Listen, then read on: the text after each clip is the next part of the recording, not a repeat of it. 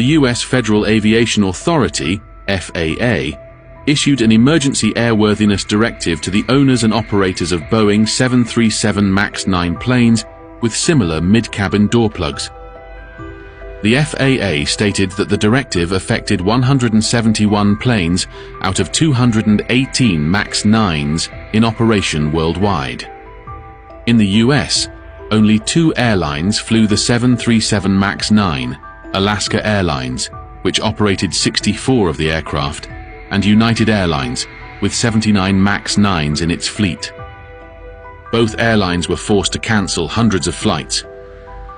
By Monday, 3 days after the mid-air incident, Alaska Airlines had announced it was forced to cancel 141 flights, amounting to 20% of its overall flights, while United's 221 cancellations accounted for 8% of its total scheduled flights for the day.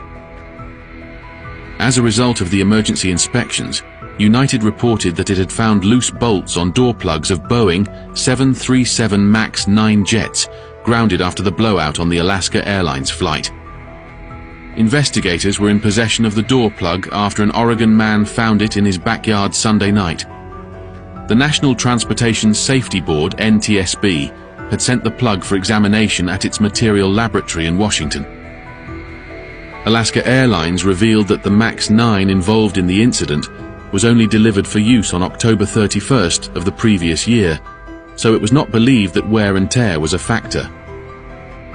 Arthur Rosenberg, an aviation lawyer and former pilot, believed it might have been what he called a manufacturing defect that led to the door plug blowing out, as opposed to any sort of design defect.